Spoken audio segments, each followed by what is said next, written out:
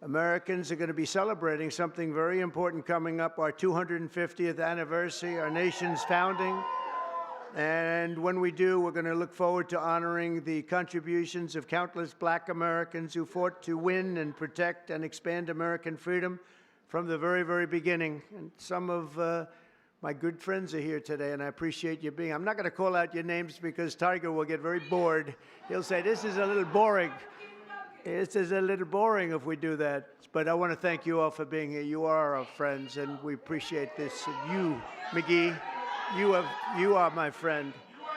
The last administration tried to reduce all of American history to a single year, 1619, but under our administration, we honor the indispensable role Black Americans have always played in the immortal cause of another date, 1776. We like 1776. In the very first skirmish of the Revolutionary War at Lexington Green, an enslaved Black man named Prince Estabrook, you know Prince Estabrook? Yeah. Answered history's call and fought as the Minutemen alongside the other patriots of the very small Massachusetts town. Couldn't protect itself, but they did a good job. Prince was wounded in the early morning battle, becoming not only the first African-American soldier to fight in the Revolution, but among the very first Americans to spill their blood. One of the first in the nation to spill blood in that very, very tough time. Soon Estabrook joined the Continental Army and ultimately won his own freedom along with that of his fellow Americans.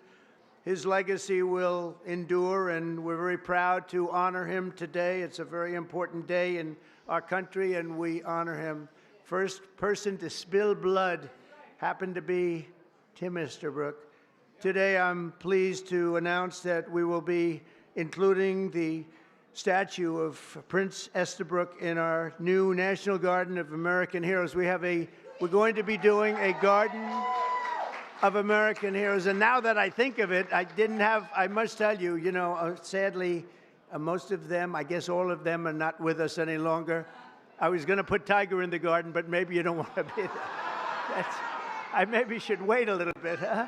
Like about 50, I think I'm going to wait about 50 years, all right? But Tiger's going to make it, okay? But I'm a little afraid to tell him yes, because he'd be the only one that's living. I don't know, Tiger. Tiger's rejecting that offer, right? Under the executive order I signed last month, this new beautiful outdoor statue park. It's going to be a statue park. It's going to be unbelievable. We're picking the final sites now. It's between various states that want it very badly. We'll honor hundreds of our greatest Americans to ever live, including countless Black Americans, icons. The garden will predominantly feature incredible women like Harriet Tubman, Rosa Parks, Billie Holiday, Aretha Franklin, and Coretta Scott King. And I will showcase it will be something very extraordinary. It's going to be producing, we're going to produce some of the most beautiful works of art in the form of a statue from men like Frederick Douglass, Booker T. Washington, Jackie Robinson, what a great athlete that was, Martin Luther King Jr., Muhammad Ali, he was not a bad athlete. What do you think, Muhammad? Not too bad. And the late Kobe Bryant. People love Kobe Bryant. And we're going to save Tiger Woods for another time. That's all that I can. I'm sorry. During Black History Month, we pay tribute to these heroes and to so many others, but not simply because they're Black heroes, but also because they are truly American heroes who inspire all of us, very much so.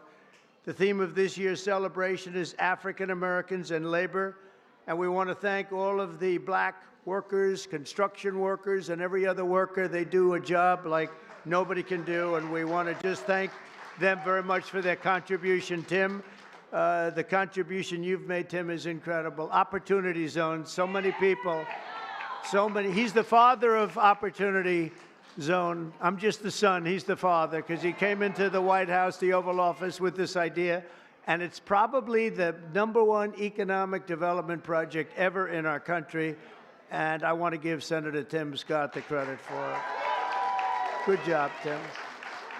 Of course, millions of Blacks were first brought here in slavery, and they were kept in that evil condition for really generations. But because of the steadfast faith and courage of so many patriots of all colors, we abolished that horrific institution, expanded civil rights, and advanced America's destiny as one nation under God, with liberty and justice for all. Just a few months ago, the people in this room and millions of other Black Americans played their own part in the American story when you went to the voting booths and restored a nice, good, solid government. And there's a guy that really helped. There's a man that really helped. You really are great. Thank you very much. I appreciate it. I don't forget. I'm proud to say that we received, listen to this, more votes from Black Americans than any Republican president ever. Not even close. Almost 40% of the vote. Now, I won't be happy the next time. Should I run again? You tell me. There's your controversy right there. There's your controversy.